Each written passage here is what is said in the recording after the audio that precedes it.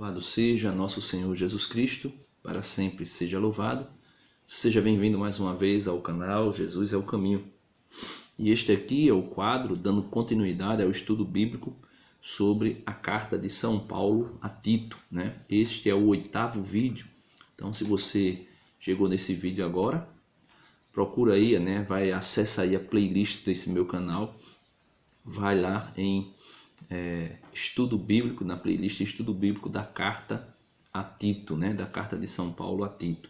E você vai ver os outros 7 vídeos e depois você dá uma olhadinha nesse aqui, né? Se assim você preferir.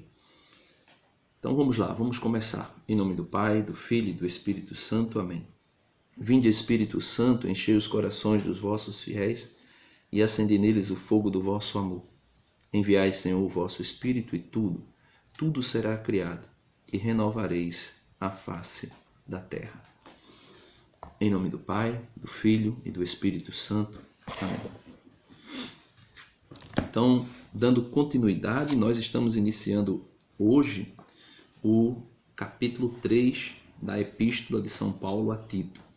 Deveres gerais dos fiéis. Então, nós vimos nos vídeos anteriores alguns deveres particulares, quando ele direciona algumas orientações específicas para as mulheres idosas, para os homens idosos, para os jovens, para as meninas, as jovens que iriam se casar e assim sucessivamente. Depois nós vimos a fundação dogmática de cada ensinamento, né, que Paulo dá os diversos fiéis, e agora nós vamos ver alguns deveres gerais dos fiéis, né? Aí já é geral, é para todo mundo, não é para pessoas específicas. Ele diz assim, capítulo 3, versículo 1: lembra-lhes, porque Paulo está falando, direcionando a carta a Tito, então Paulo está falando a Tito para que Tito passe para a comunidade. Lembra-lhes que devem ser submissos aos magistrados e às autoridades, que devem ser obedientes e estar sempre prontos para qualquer trabalho honesto. Então, no primeiro versículo, Paulo fala que toda a igreja deve ser obediente.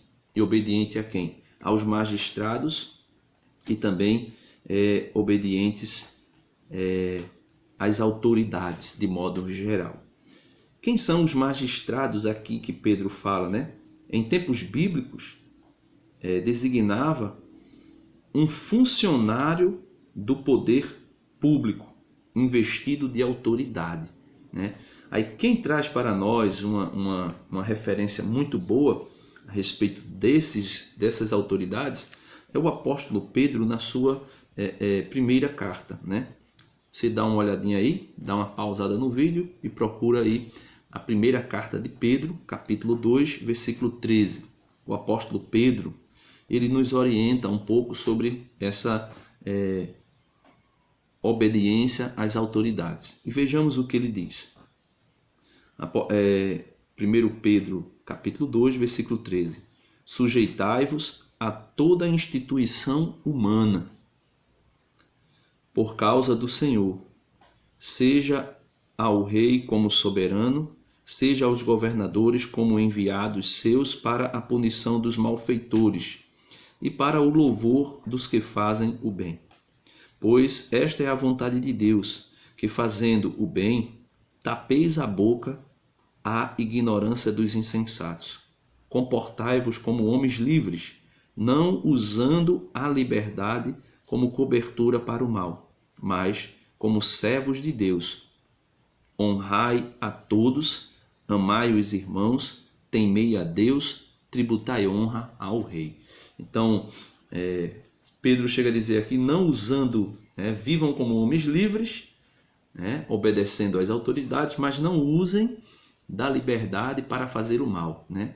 O apóstolo Paulo, em uma de suas cartas, chega a dizer assim, se eu não me engano é a carta aos Gálatas, ele diz, não useis da vossa liberdade como pretexto para os apetites da carne. Então vejam só, meus irmãos, Toda autoridade que existe na terra, seja agora no nosso tempo, um guarda municipal, né? Um guarda de trânsito, um bombeiro, um advogado, um juiz, um policial em todas as esferas, seja militar, seja civil, seja federal ou qualquer outro, nós ou qualquer poder político, né? Ele falou do rei, hoje seria nosso presidente.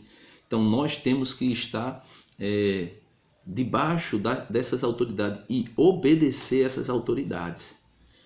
Tem um vídeo meu, que foi uma live que eu fiz no Facebook, tá aqui a descrição aqui embaixo do vídeo, depois você dá uma olhada, que eu falo sobre a questão de obedecer às autoridades do Ministério da Saúde.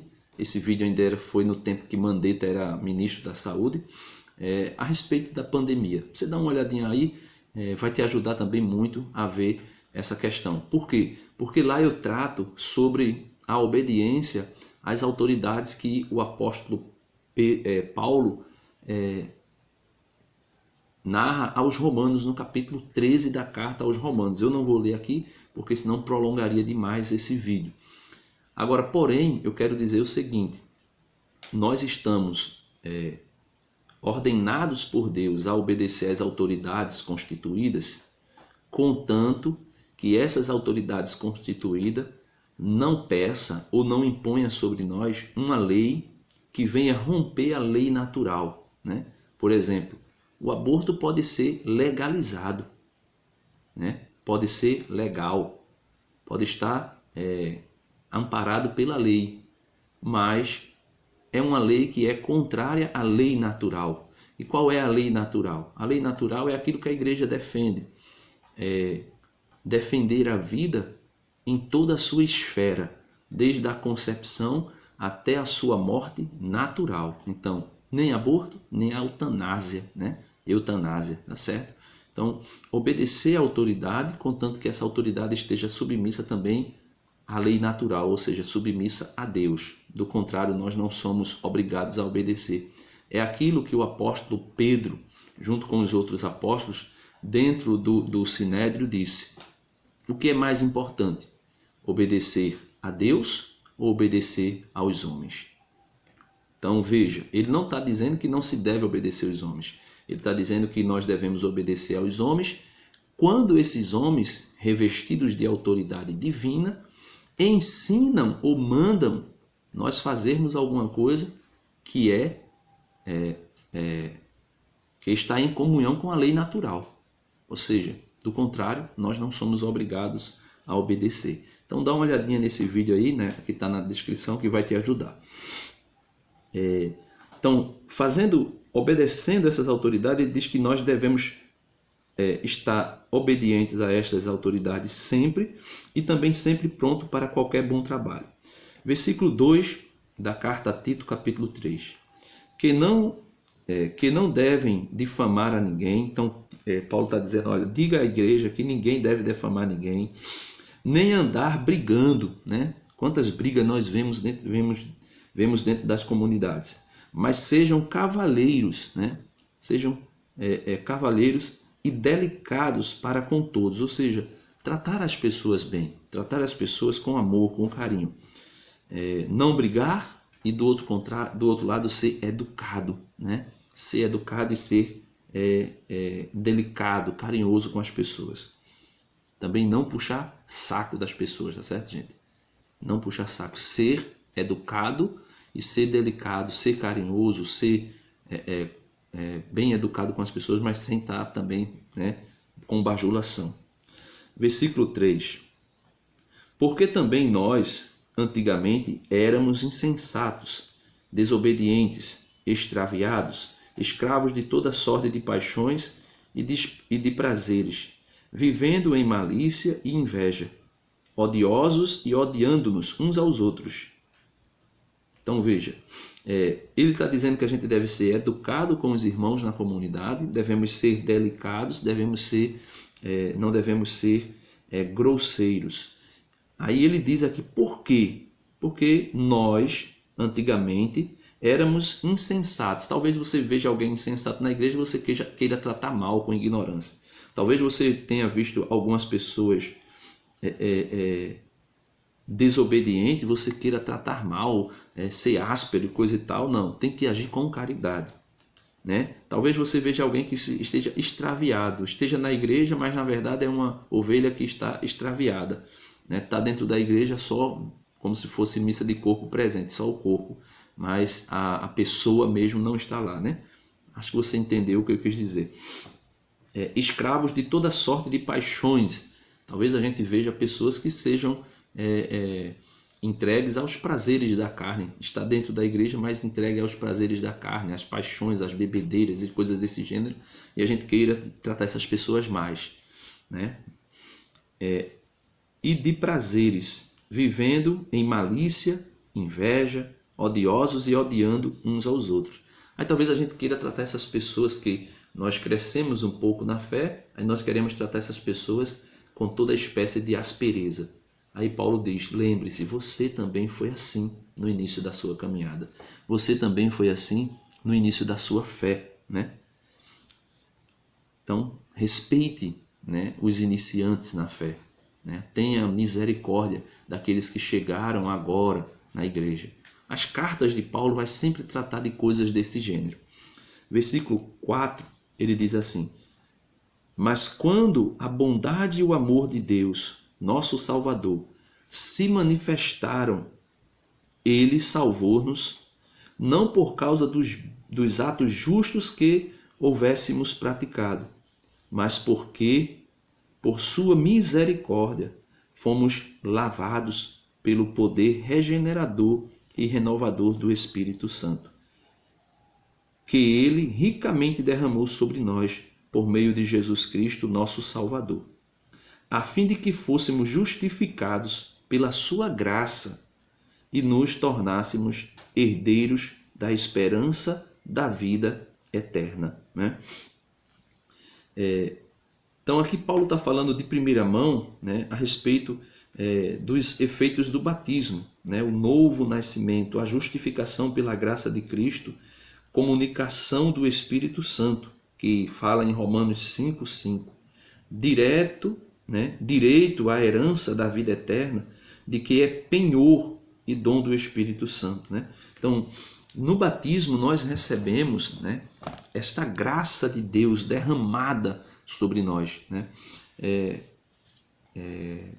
Santo Agostinho, né, aqui no tratado sobre a graça, né, o segundo tratado sobre a graça de Santo Agostinho, ele fala sobre a predestinação dos santos, né, que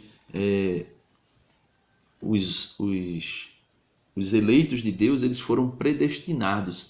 Aí nós pensamos, como assim predestinado? Né?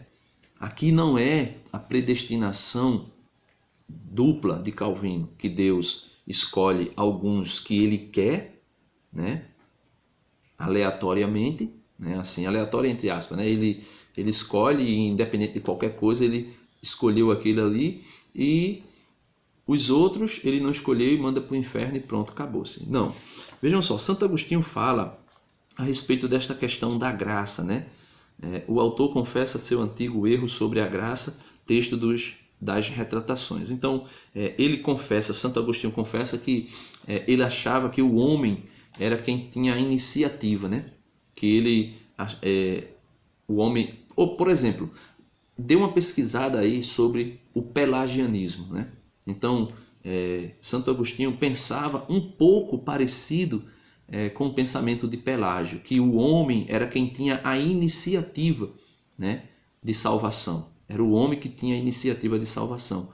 E não que era Deus que iniciava o projeto de salvação mediante a escolha, né, mediante a eleição. E essa eleição se dá de que forma? Então nós vamos ver aqui no tratado sobre a graça, sobre a predestinação dos santos, no capítulo 3, no número 7, aí no finalzinho aí do número 7, ele diz assim: finalmente, ao fazer a revisão de todas as minhas obras e ao consignar por escrito esta revisão, de cuja obra já terminara 2 livros, antes que tivesse recebido vossos escritos mais extensos, e tenho chegado à revisão do referido livro no primeiro volume. Assim me expressei. Né? Aí ele diz, e discutindo também sobre o que Deus elegeu no não ainda nascido, ao qual disse que serviria o maior, e o que reprovou no mesmo mais idoso, também ainda não nascido, aos quais, embora escrito muito mais tarde, faz referência o testemunho profético. Amei Jacó e aborreci Esaú. Então, aqui Santo Agostinho faz a citação de Malaquias, né? Capítulo 1, versículo 3. Amei a Jacó e aborreci Esaú. E também a carta aos Romanos, no capítulo 9, versículo 3, também diz isso. Ou seja, Calvino, vendo esses 2 textos aqui, começou a entender que a eleição, né, de Deus mediante a graça, ela se daria sem que Deus visse nada no homem. Deus não viu nada no homem que fosse agradável a Deus, e por esse motivo Deus escolheu quem ele quis, como ele quis e pronto. Só que Santo Agostinho deixa muito claro para nós que esta eleição é mediante a fé, né? Mediante a fé. Então veja o que ele diz. Cheguei a este raciocínio, disse Santo Agostinho, e disse, Deus não elegeu na sua presciência as obras de cada um, que ele mesmo haveria de realizar, mas elegeu a fé, conforme a mesma presciência, de modo que, conhecendo previamente o que nele havia de crer, escolheu para dar-lhe o Espírito Santo e assim, pela prática das boas obras, obtivesse também a vida eterna. Então veja, eu não vou prolongar demais para não ficar esse vídeo aqui muito longo. Então quando no versículo 4, versículo 4 e 5, o apóstolo Paulo diz assim a Tito, mas quando a bondade e o amor de Deus, nosso Salvador, se manifestaram, ele salvou-nos, não por causa dos atos justos que houvéssemos praticado. Ou seja, não é pelagianismo. Eu não me salvo porque eu fiz coisas boas antes de receber a graça. Pelágio dizia que não era necessário a ação da graça de Deus para que o homem se tornasse bom e se tornasse santo e assim alcançasse a salvação eterna. Então Pelágio dizia que Jesus veio ao mundo nos dá o exemplo de como ser, né? E somente vendo o exemplo de Jesus, Pelágio dizia, vendo o exemplo de Jesus, nós copiássemos o exemplo de Jesus. E não dependia aí de graça, não necessitava da graça de nada. Era só por vontade nossa, por desejo nosso e por obras nossas que nós chegaríamos a ser como Cristo é. Esse é o pensamento de Pelágio. Então, mas porque, por sua misericórdia, fomos lavados pelo poder regenerador e renovador do Espírito Santo, que ele ricamente derramou sobre nós por meio de Cristo Jesus, nosso Salvador, a fim de que fôssemos justificados pela sua graça e nos tornássemos herdeiros da esperança da vida eterna. Então, Santo Agostinho dá o exemplo aqui de Esaú e de Jacó, dizendo, olha, Deus não elegeu Jacó, não porque Jacó fez alguma coisa boa.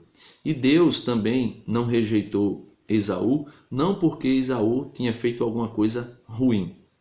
A eleição de Jacó se dá, como ele diz aqui, cheguei a este raciocínio e disse, Deus não elegeu na sua presciência as obras de cada um, ou seja, não é pelagianismo, que ele mesmo haveria de realizar. Por quê? Porque quem realiza a obra em nós é o Espírito Santo, né? No nosso livre-arbítrio, tá certo?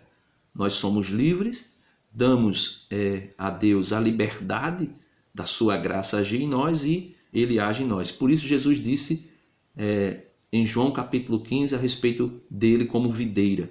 Né? Eu sou a videira e vós os ramos. Ele diz, e sem mim nada podeis fazer. Mas elegeu a fé, conforme a mesma presciência, de modo que, conhecendo previamente o que nele havia de crer, escolheu para dar-lhe o Espírito Santo e assim, pela prática das boas obras, obtivessem também a vida eterna. Então, o pelagianismo diz que nós não precisamos de Deus, por nossas próprias forças nós nos salvamos, né? Ou seja, a salvação somente pela obra humana. Do outro lado também não é o que Lutero pensou e o que Calvino pensou, que nós não precisamos fazer nada. Então veja, Deus olha, vamos dizer assim, né? Deus olha o futuro e vê, antes que o mundo fosse criado, Deus já viu quem ia livremente, viu? Não se retira aqui o livre-arbítrio do homem, mas livre, no livre-arbítrio, né? Deus viu livremente quem iria acolher a graça, né? E qual é a graça? A graça ela vem pelo anúncio do Evangelho. Ou melhor, a fé vem pelo anúncio do Evangelho, mas a graça age antes do anúncio do Evangelho. Então, no nosso coração, Deus manifesta a sua graça salvífica. E aí nós, né, aceitamos. Diferente daquilo que os fariseus fizeram, e Jesus disse que era um povo de coração duro. Né?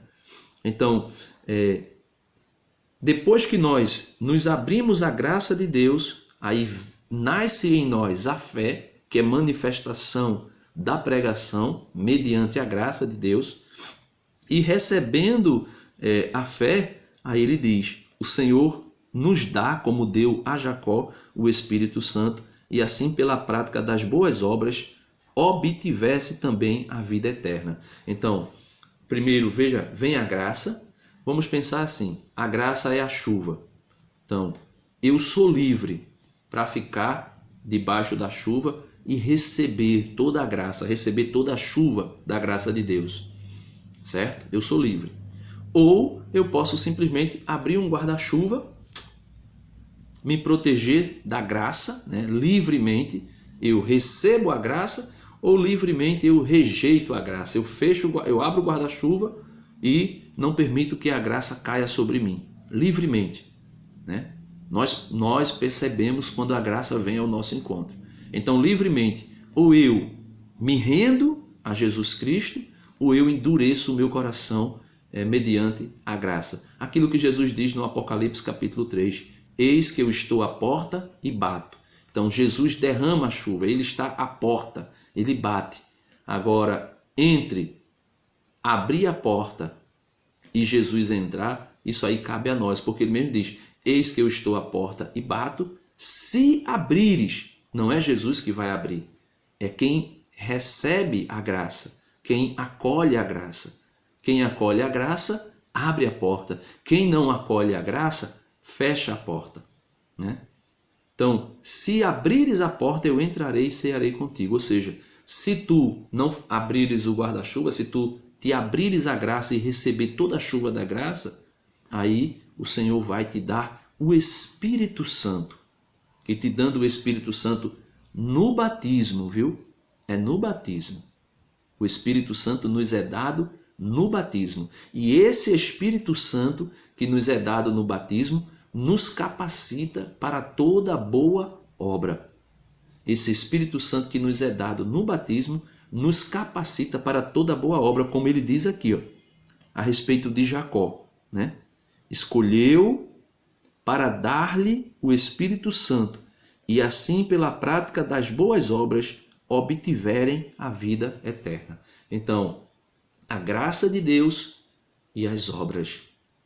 Não é pelagianismo, somente as obras, e não é luteranismo, somente, né, como ele mesmo disse, a fé. E daí eu vou viver, né, como eu achar melhor, né? E no final das contas, eu criei, Senhor, eu acreditei que ser salvo.